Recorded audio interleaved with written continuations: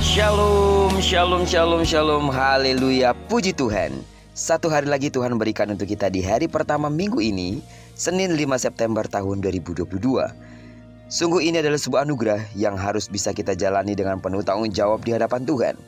Dan percayalah, sama seperti Dia telah memberkati tidur malam kita, maka Dia juga pasti akan memelihara kita di sepanjang hari ini, serta akan memberkati hidup kita. Amin.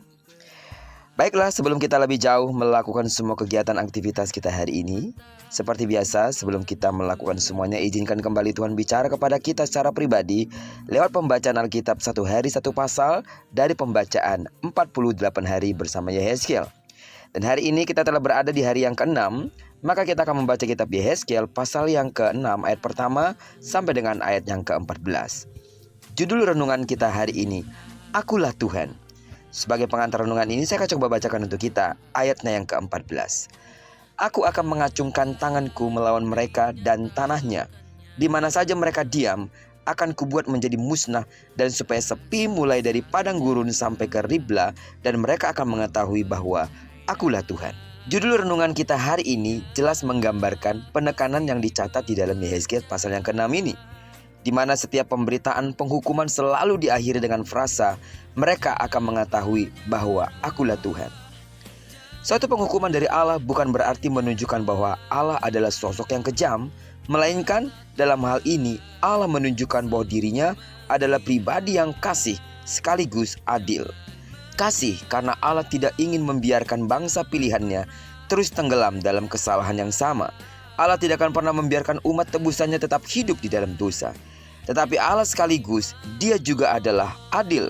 Karena keadilannya, setiap pelanggaran yang dilakukan umatnya memiliki konsekuensi yang harus ditanggung.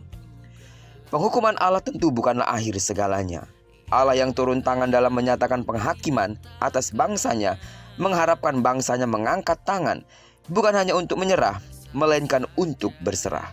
Ketidaktaatan yang harus berakhir dengan penghukuman menjadi bukti nyata bahwa Tuhan bukanlah Tuhan yang hanya omong doang. Seperti dalam ayat yang ke-10 dicatat dengan baik bahwa Tuhan bukanlah Tuhan yang cakap angin, tetapi ketika Allah menyatakan keadilannya, disitulah bangsanya menyadari bahwa Tuhan mereka adalah Tuhan yang nyata dan kebenarannya tidak dapat dikompromikan. Tuhan pasti akan menghukum dosa dan semua perbuatan jahat yang menentangnya. Sidang jemaat Tuhan, lewat pembacaan atau perenungan kita pada pagi hari ini, marilah kita memandang kepada Allah yang penuh dengan kasih dan juga Allah yang adil. Allah yang begitu mengasihi kita dan tidak akan membiarkan kita tenggelam dalam dosa kita. Tetapi Dia juga adalah Allah yang adil. Adil dalam memberikan teguran atas kesalahan yang diperbuat oleh umatnya. Karena itu selagi ada kesempatan, lewat perenungan kita pada pagi hari ini, mari kita datang kepada Tuhan, bertobat dari dosa kita dan kembali kepadanya. Biarlah kita menyadari bahwa mengetahui akan Tuhan yang benar di dalam kehidupan kita sebagai orang percaya adalah sesuatu yang harus. Itu sebabnya Dia berkata, ketahuilah bahwa Akulah Tuhan. Amin. Kiranya perenungan kita pada pagi hari ini mengingatkan kita satu hal yang penting, bahwa Allah itu tidak hanya kita anggap sebagai Bapa yang dekat dengan kita, tetapi Allah itu juga harus tetap jadi Allah yang posisinya adalah mulia, agung, tinggi, dan masyhur dalam kehidupan kita. Karena itu, kita perlu terus menjaga sikap hidup kita untuk mengetahui bahwa hidup kita haruslah berkenan kepadanya. Diberkatilah kita sepanjang hari ini, digenapi firman yang telah berjanji bahwa apa yang dikerjakan tangan kanan dan tangan kiri kita dibuatnya berhasil.